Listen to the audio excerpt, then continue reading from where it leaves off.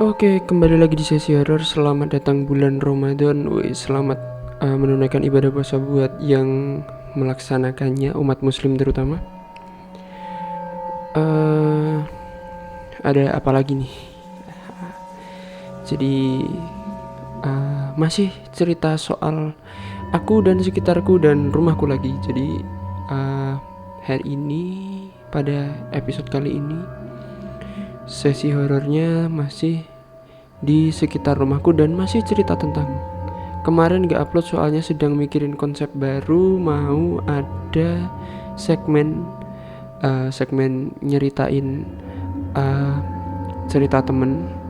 Itu kemarin ada beberapa temen yang malu buat bikin konten kayak gini kan, jadi mending ngirim kayak tulisan gitu aja, nanti biar aku yang bacain dan kalian yang tanggapi. Ya, mau cerita apa lagi nih sekarang? Jadi ada cerita tentang rumahku yang sebenarnya jadi urban legend di desa. Jadi rumahku itu belum lama dan belum lama jadi, maksudnya belum lama jadi itu sekitar masih aku SMA, ya sekitar 6 tahunan, belum, nggak sampai 6 tahunan. Jadi mau tahu gimana ceritanya? Langsung ke konten aja, cus.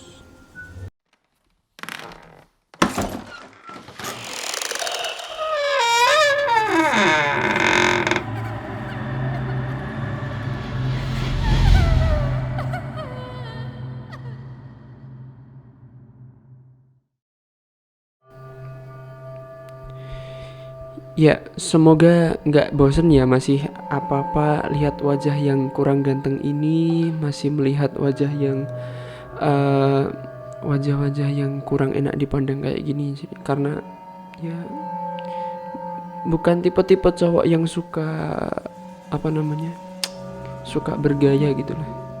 Jadi mau digimanain pun agak susah. Ya, selanjutnya kembali ke konten. Cerita soal rumahku. Jadi gini. Rumahku itu dulunya ada dua. Yang di rumahku yang satunya bukan rumah yang ini, rumah yang satunya. Jadi ini adalah ruko dan rumahku satunya itu ada di seberang jalan jalan provinsi. Buat yang kalian udah tahu rumahku, ya kalian pasti ngerasain lah gimana.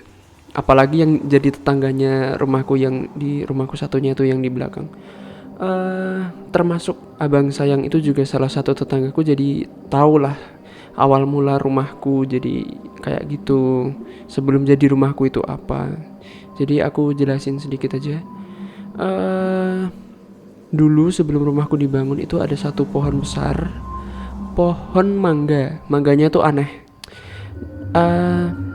Mangganya itu kalau nggak salah namanya itu mangga gadung.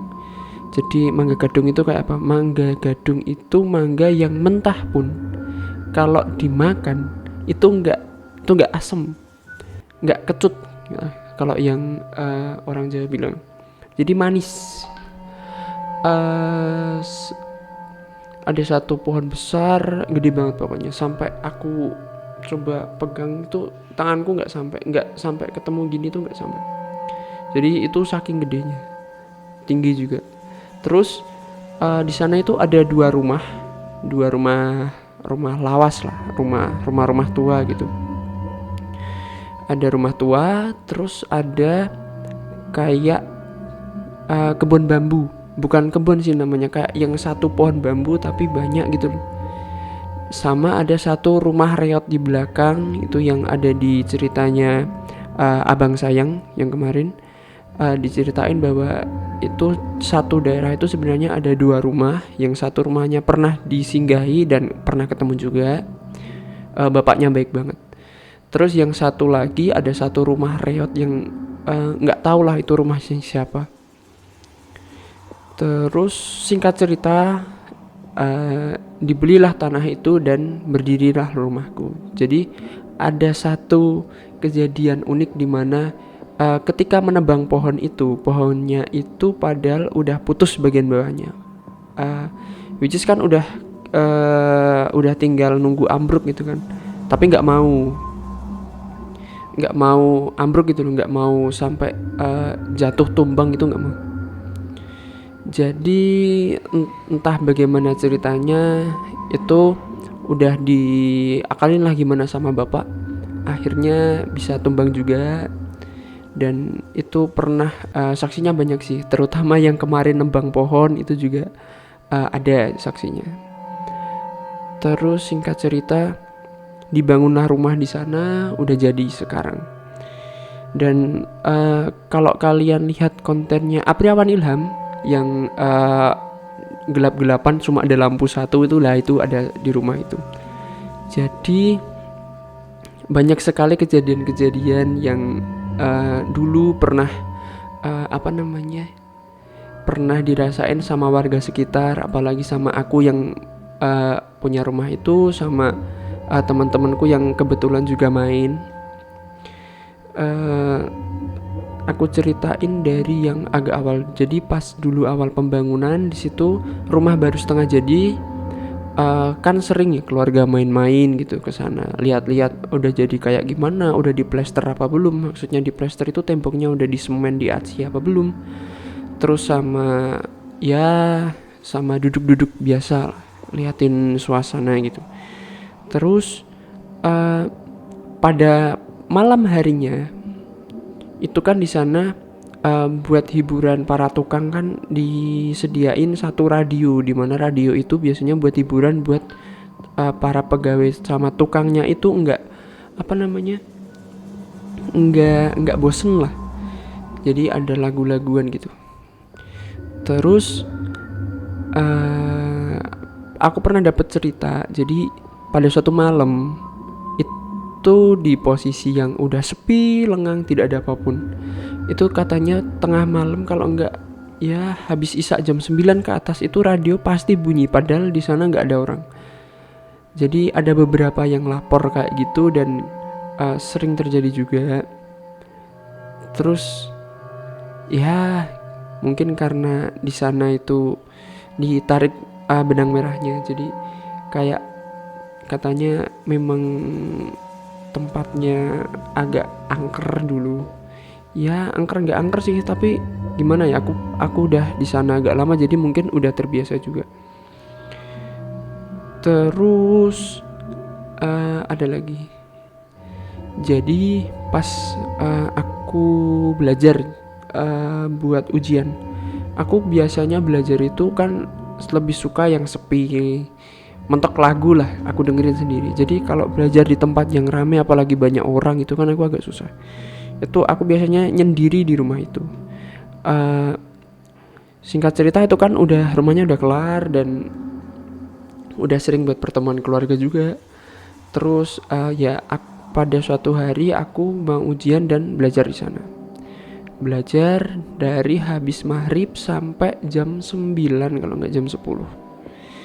Nah itu kelar belajar, itu mau ujian kayak ujian kenaikan kelas kalau nggak salah. Soalnya aku itu orangnya jarang belajar kalau nggak urgent, dan urgent kalau enggak ya udah mepet-mepet gitulah. Terus kelar belajar, beres-beres buku, itu aku ada di ruang tengah. Oh ya, rumah itu juga ditinggali sama nenekku yang udah meninggal, almarhumah dulu.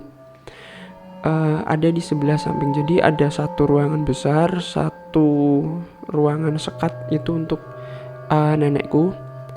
Soalnya biar gampang lah kalau mau nengok-nengokin gitu, cuma tinggal nyebrang deket. Kalau ada apa-apa juga bisa langsung cepet ketemunya lah. Terus pada suatu malam itu, kembali ke cerita awal tadi, itu aku habis beres-beres, tinggal matiin lampu sama bawa tas. Itu aku kan aku mejanya di bawah terus lesehan. itu habis ngangkat buku baru bangun, lihat di ruang agak tengah bagian belakang. Aku jelasin dulu ya denahnya sedikit. Jadi ada yang depan itu teras, ruang tamu, ruang tengah, terus langsung kamar di samping. Jadi apa namanya, langsung kamar samping itu dari kamar tengah itu tahu-tahu ada kayak nenek tua. Orangnya pendek, nggak tinggi-tinggi amat, pendek terus agak bungkuk, pakaiannya itu serba hitam, tapi pakaiannya itu pakaian yang atas ke bawah, atas kebaya yang ada renda-rendanya gitu di bagian lengan sini. Terus ya kebaya dulu gimana lah, pokoknya kebaya yang bajunya agak terawang-terawang gitu loh. Kebaya terus pakai jari ya kayak gitulah. Kalau jarinya masih keinget warnanya itu ya coklat tua. Jadi bajunya itu hitam-hitam lah intinya, hitam-hitam, kebaya hitam tapi jarinya warnanya gelap gitu. Terus anehnya itu gimana, kulitnya itu pucetnya itu gimana, kayak gimana ya, kayak agak tembus pandang dikit sama agak abu-abu. Jadi gimana ya cara ngatainnya itu ya, pokoknya gitulah. Agak samar, bukan agak samar, soalnya tuh agak tembus pandang. Jadi kayak ini tangan warnanya abu-abu, terus agak belakangnya tuh ngebayang itu loh, jadi agak tembus gitu. Itu dari ruang tengah. Kan aku posisi kaget, aku tuh nggak bisa ngomong, cuma berdiri. Terus seketika itu di badan itu kayak kesemutan semua, jadi kayak gitu. Terus aku liatin dia tuh pindah dari satu tempat ke tempat lain, itu kayak kalau ngebling nggak ngebling ya, cuma kayak ada sekelebat set gitu, terus pindah ke pintu yang ada di teras, terus lari keluar. Nggak lari, langsung pindah kayak terbang gitu keluar. Itu langsung nih sampai sekarang masih merinding. Kalau di sana itu kadang masih keinget juga itu. Kalau sekarang karena udah agak terbiasa sama yang kayak gitu, jadi ya udah nggak terlalu udah nggak terlalu takut lah. Cuma ya kalau diinget-inget lagi mukanya masih sampai keinget-inget sampai sekarang. Dan itu udah pasti bukan nenekku, soalnya jualannya langsung cepet gitu, langsung kaget bukan main. Sampai rumah bilang, malah diketawain sama orang tua aku, ya ampun. Terus ada lagi, ini aku awal-awal kuliah WFH ya. Jadi aku beli PC yang ini. Terus karena kuliahku tinggal skripsi dan praktek-praktekan udah WFH sampai magang dan kawan-kawan itu, alhasil aku stop memperpanjang kontrakan sama teman-teman dan mending pulang kan. Sampai di rumah langganan wifi sama itu mindahin si komputer ini. Jadi aku pindahin ke rumah yang itu, dan terasalah ketika sedang ngerjain skripsi, sedang ngerjain apa gitu, terasalah ada hawa-hawa yang wow. Jadi gimana ya ngomonginnya, aku ngerjain kerjaan pakai komputer itu deket pintunya udah pasti aku buka, nggak mungkin aku tutup. Soalnya kalau aku tutup udaranya tuh agak pengap gimana gitu, angin-anginnya, ventilasinya tuh agak kurang gede. Jadi kalau kamarnya aku tutup itu kadang sirkulasi udaranya itu kurang seger gitulah. Kadang itu ada yang ngintip dari samping kusen pintu. Itu ada yang ngintip, jadi ini kusennya, terus ngintipnya tuh kayak kepala gitu, tapi kecil, anak kecil kan. Anak kecil terus tapi hitam semua. Jadi hitamnya itu kayak siluet ngintip gitu, kepala gini terus hilang lagi, gini hilang lagi.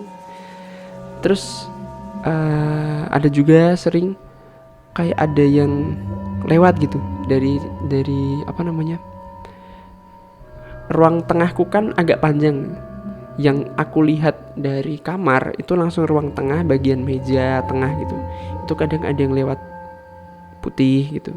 Kalau enggak dari sudut mata sini itu kayak lihat apa lewat gitu. Itu juga pernah apa namanya, teman-temanku main ke sana, sampai pacarku juga sempat main ke rumah. Itu juga kadang lihat. Itu pas belum lama ini dia kan main ke rumah, terus lagi ngerjain tugas gitu, terus mau masuk ke dalam. Itu katanya kayak ada yang ngintip gitu dari ruang yang tengah itu. Terus aku tanya, ngerasa yang ngintip itu agak pendek nggak orangnya gitu kan? Terus iya gitu. Terus orangnya hitam. Iya. Wah, ini udah pasti anak kecil yang itu. Tapi alhamdulillahnya tuh nggak ada interaksi yang gimana-gimana. Meskipun kadang juga suara-suara gitu, kayak ada yang jalan gitu, udah sering. Jadi lama-lama terbiasa lah. Soalnya sempet setahun kalau nggak salah sebelum aku pindah ke kamar yang baru ini, itu kerjaan ngedit juga di sana, ngegame juga di sana itu. Sampai udah terbiasa. Sampai paling parahnya itu yang sampai sekarang udah biasa tuh, kadang kayak ada tangan panjang gitu. Panjang banget dari satu sudut ke sudut yang lain gitu. Panjang hitam gitu. Kayak mau ngeraih apa gitu. Terus ada lagi itu pas apa namanya, Ilham mau bikin konten di rumah. Itu sama anak-anak Easy. Itu dari belakang bagian background itu kan ada ventilasi kecil. Itu posisinya tuh ada di lantai 2 bagian rooftop. Itu ada ventilasi kecil. Itu kayak ada cahaya gitu loh. Kayak ada cahaya, udah pada lihat ke belakang semua, itu tuh apa itu. Padahal di belakang gak ada yang bakar-bakar sampah, gak ada yang gimana. Tahu-tahu ada kayak cahaya gitu. Terus udah suruh biarin aja gitu. Ada beberapa teman-teman yang main ke rumah yang itu tuh katanya ngerasa apa gitu lah. Ngerasa kayak kok kayak gini sih gitu. Dan para tetangga juga kalau pas lagi kesana juga, kalau keinget-inget yang dulu rumah sebelum jadi rumahku itu, kadang juga kalau aku tanyain ya kadang ngeri juga sih. Soalnya senior remaja masjid itu kan juga anak-anak sekitar situ, dan aku tanyain gimana gini gitu. Terus juga ya sebenarnya agak ngeri gimana gitu. Ya namanya juga manusia, apa namanya, selalu bersinggungan sama hal-hal yang kayak gitu. Mungkin sampai sini dulu ceritanya. Sebenarnya masih ada cerita yang lain, tapi karena ditahan dulu buat konten yang selanjutnya lagi. Sekali lagi selamat menunaikan ibadah puasa buat kalian yang menjalankannya. Kalau ada salah-salah kata untuk channel ini, buat yang sesudahnya sudah pernah upload, saya selaku kreator memohon maaf. Dan seperti yang udah sering aku bilang di konten yang udah lama tadi, hati-hati dengan sekitar kalian, karena mungkin mereka sedang memperhatikan kalian. See you in the next terror.